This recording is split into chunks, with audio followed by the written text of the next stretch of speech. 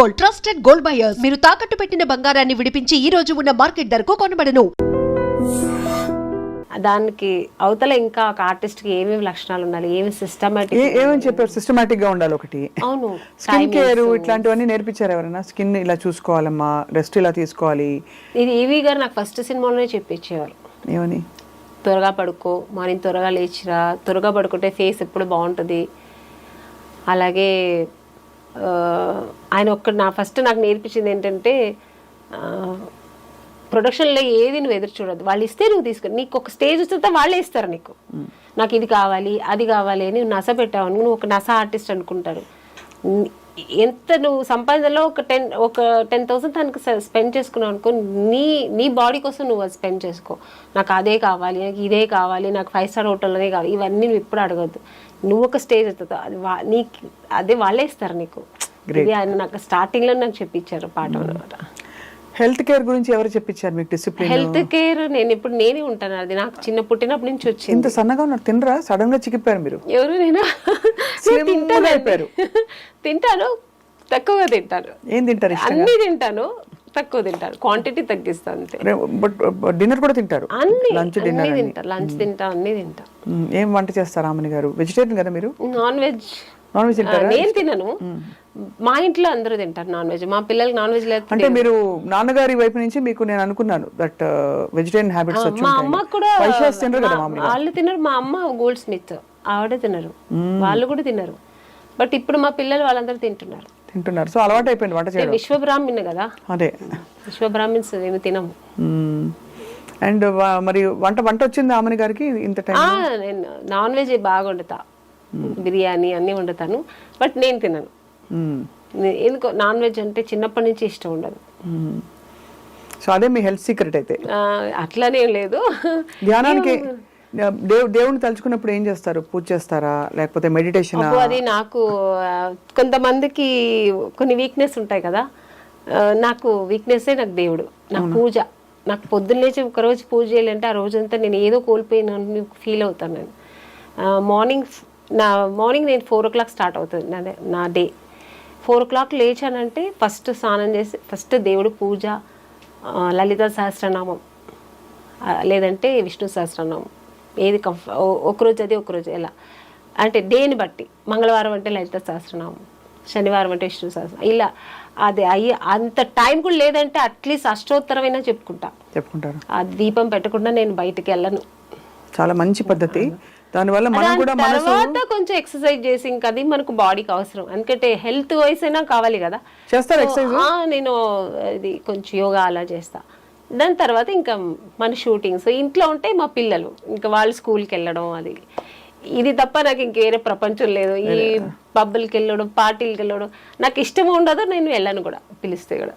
హాయిగా work enjoy చేసుకుంటూ కుటుంబాన్ని చూసుకుంటూ మంచి థీమ్స్ ఉండే ఫిల్మ్స్, ఇలా నారి లాంటి ఫిల్మ్స్ వచ్చినప్పుడు అలా గడుపుతున్నారు. మంచి ఈ మధ్యన మంచి మూవీస్ వస్తాయి, సెలెక్ట్ చేసుకొని చేస్తున్నా. నారి సినిమా కూడా ఒక మంచి నాకు ఇప్పుడు రీసెంట్గా ఉన్న సినిమాల్లో ఇది ఒక మంచి సినిమా అవుతుంది, నాకు మంచి మెసేజ్ ఉన్న సినిమా.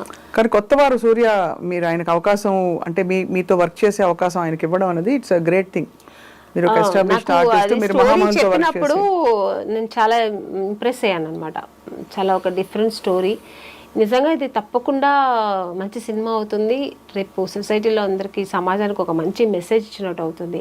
సో ఇది నేను చేస్తే, బట్ నేను ఎంత దీనికి న్యాయం చేస్తాను అనేది కొంచెం నాకు ఏంటంటే, ఆర్టిస్ట్గా ప్రతిరోజు నాకు కొత్త సినిమాని, కొత్త ఈరోజు వెళ్తానంటే ఈరోజు ఏదో కొత్త అమ్మాయిలాగా వెళ్ళి ఇప్పుడు ఏం చేస్తాం, బాగా చేస్తామా, ఈరోజు బాగా చేశానా అని ఒక భయం ఉంటుంది నాకు ఎప్పుడు. సీనియర్ అయిపోయాను, మేము జూనియర్ సీనియర్ ఇది ఏమి ఉండదు నాకు థాట్. ఈరోజు నేను చేసిన ఈ సీన్ నేను బాగా చేశానా, ఈరోజు ఆ డైరెక్టర్ నచ్చినట్టు నేను చేశానా, అదే ఉంటుంది నాకు మైండ్లో. సో సూర్య గారు కొత్తవారు, బట్ నేను ఎంత చేస్తాను, నేను చెప్పాను ఆయనకి, సార్ నేను చేస్తాను, నేను ఎక్కడ బాగా చేయలేదు మీకు అనిపిస్తే మీరు డైరెక్ట్గా ఒకళ్ళేనో అయ్యో ఆమ్ని గారు సీనియర్ అని అట్లా ఫీల్ అవ్వద్దండి, నేను చెప్పండి నేను బాగా చేయాలంటే, లేదా ఎలా చేయాలని చెప్పి నేను చేస్తాను. సో అలాగే చేయించుకున్నారు, ఆయనకి ఏం కావాలో అది తీసుకున్నారు. ఎక్కడెక్కడ అయింది షూటింగ్? అంతా ఇక్కడ హైదరాబాద్లోనే అయింది దాదాపుగా. సో అంతా ఫుల్ షెడ్యూల్ ఒక ఫుల్ షెడ్యూల్ ఒకే షెడ్యూల్ చేసాం. That's amazing. పక్క ప్లాన్ చేసుకున్నారు వాళ్ళు, కొత్త వారిలాగా లేదండి, మనం చక్కగా ప్లాన్ చేసుకున్నారు. ఇన్ని రోజుల్లో సినిమా అయితే ఇన్ని రోజులు సినిమాలు చేసేసారు, ప్లాన్ చేసుకున్నారు, ప్రకారం చేసుకున్నారు. ప్రొడ్యూసర్ శశి గారు కూడా మంచి కంఫర్ట్ జోన్, మాకు మంచి అనుకున్న కంఫర్ట్ ఇచ్చారు ఆర్టిస్ట్కి. మెయిన్ ఆర్టిస్ట్కి అది ఒక ఇది ఉంది కదా, మాకు అన్ని విషయాల్లో అంటే ఏం కావాలన్నా మాకు టైంకి ఏది అడిగినా అందించారు. సో ప్రొడక్షన్ హౌస్ కూడా మంచి గుడ్ ప్రొడక్షన్ హౌస్, చక్కగా వచ్చింది. సినిమా కూడా చాలా బాగా వచ్చింది. ఈ సినిమా మంచిగా ఆడాలి, ప్రేక్షకులందరూ దాన్ని ఎంకరేజ్ చేయాలి. ఇలాంటి సినిమాలు ఇంకా మంచి వస్తుంటాయి, తప్పకుండా రావాలండి. అంటే మనకి మనకి ఈ పెద్ద సినిమాల ఒక పెద్ద ఉప్పెనలాగా వచ్చే సినిమాలు ఉంటాయి, పాన్ ఇండియా అని చెప్పేసి, అది ఇది ఏ భాషలో ఇది మందని అనిపించదు నాకైతే పాన్ ఇండియా సినిమాలు. ఈ చిన్న సినిమాలు కొంచెం థీమ్ ఉండే సినిమాల్లో చాలా డెప్త్ ఉంటుంది. So we are very hopeful. నారీస్ ఫిల్మ్ చాలా మంది విమెన్కి, ఇవాళ దీనికి ట్యాగ్ లైన్ ఏంటంటే మన ఇంటర్వ్యూకి పురుషులకు మాత్రమే అని పెట్టబోతున్నా, పెద్దలకు మాత్రమే ఇదివరకు వచ్చే మనం అనుకునే వాళ్ళు. సీతక్క గారు కూడా మాట్లాడారు ఈ సినిమా గురించి. ఆవిడకు చక్క ఆ రోజు టైటిల్ రిలీజ్ చేయరు, లాంచ్ చేయరు, పవర్ ఉమెన్. నేను ఆ రోజు చాలా మిస్ అయ్యాను. నేను కూడా వచ్చుంటే బాగుండేది. నేను ఇక్కడ అవుట్డోర్లో ఉన్నాను. పాప సూర్య గారు కూడా ట్రై చేశారు, కుదరలే. నేను కూడా ట్రై చేశాను, ఇలాగనే రండి మేడం అన్నారు. చాలా మిస్ అయ్యాను. So unfortunately రాలేకపోయాను. బట్ ఆవిడ చాలా బాగా మాట్లాడింది సినిమా గురించి కానీ, ఇప్పుడు ఈ లేడీస్కి జరుగుతున్న ఒక దీని గురించి కానీ, అన్యాయం గురించి కానీ, లేడీస్ గర్వపట్టుగా, లేడీస్ అంటే ఏంటి అనేది ఒక గర్వంగా మాట్లాడింది. నా గురించి కూడా మాట్లాడింది. చాలా థ్యాంక్స్ అండి ఆవిడకి. అంటే మా సినిమాకు ఒక ఇంపాక్ట్ ఉంటుంది ఇలా మాట్లాడినందుకు. ఖచ్చితంగా. అండ్ యాక్చువల్లీ ఇప్పుడు మనం ఒక ఇది చేయాలనుంది నాకు, మీ జీవితంలో మిమ్మల్ని ఆపే లేదు వేధించే పురుషులు ఎవరు మాకు తెలియపరచండి, ఒక క్యాంపెయిన్ రన్ చేయాలనుంది నిజంగా. అది అన్న, తమ్ముడా, భర్త, ఇంకా తండ్రా, ఫ్రెండా, కొలీగా, ఎవరు చేస్తారు అట్లా? కానీ అణగదొక్కి వేధించి అన్నీ ఉంటాయి. ఎప్పుడు కూడా అమ్మవారి ఒక ఇది తగులుతుంది, ఒక ఉసురు తగులుతుంది, ఆడదాని ఉసురు చాలా గట్టిది అని చాలా మంది అనగా విన్నాను. అది నిజమా? నిజం, 100%. మీరు చూసారా? చెప్తుంటాను ఎవరైనా మగాళ్ళు ఇలా చేస్తుంటే, నువ్వు ఆడపిల్లని, అది చెల్లి కానీ, అక్క కానీ, తల్లి కానీ, భార్య కానీ నువ్వు ఏడిపించావంటే నువ్వు బాగుపడవు. కళ్ళల్లో ఎప్పుడు ఆడదాని కళ్ళల్లో, ఆవిడ ఎప్పుడు సంతోషంగా ఉంటే నువ్వు సంతోషంగా ఉంటావు, అంతే.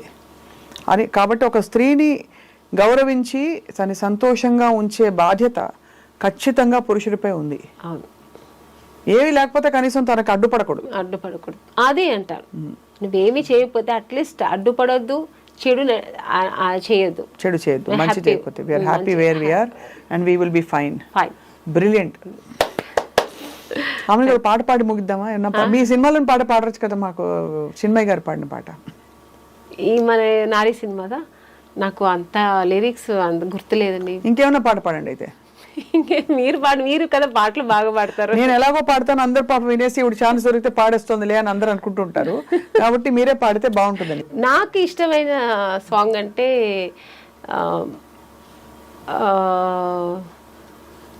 శుభ సంకల్పంలో, బట్ అది కొంచెం పేతాస్ సాంగ్, కానీ ఇష్టం నాకు. పర్లేదు. చీను మన కె విశ్వనాథ్ గారి సినిమాలో నాకు అది చాలా ఇష్టమైన సాంగ్. చినుకులన్నీ కలిసి చిత్రకావేరి,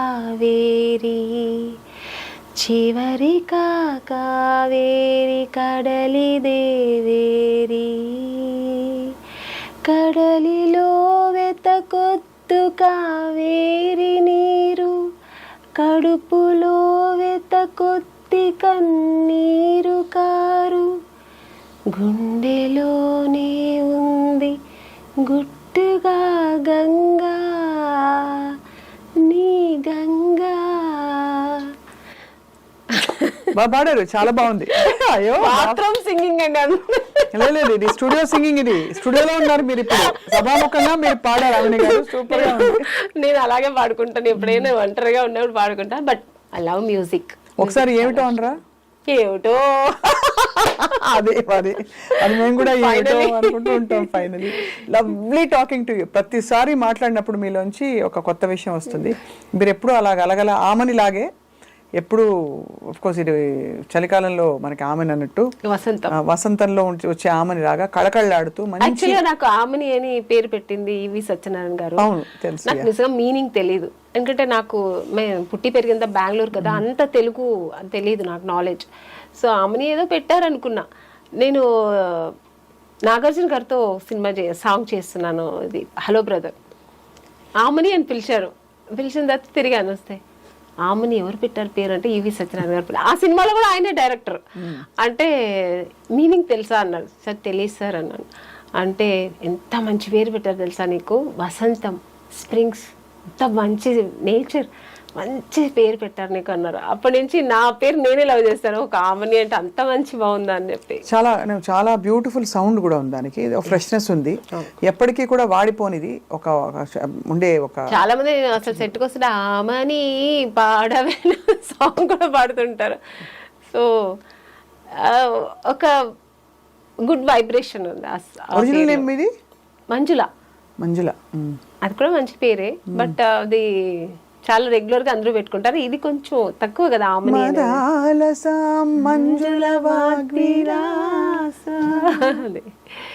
చాలా బాగుంది. సో అలా మంజుల గారు, ఆమని గారు ఎప్పటికైనా మీరు అలా కళకళలాడుతూ. నారీ ఫిల్మ్ రిలీజ్ అయిన తర్వాత, ఎప్పుడు release? December 25th. December 25th release తర్వాత మనం మళ్ళీ ఇంకొక సెషను, మీరు ఒక రాయి మీద నేను ఒక రాయి మీద కూర్చుని పురుష్ అనే టైటిల్ కింద మనం బోల్డ్ విషయాలు మాట్లాడుకోవాలి. ఓకేనా?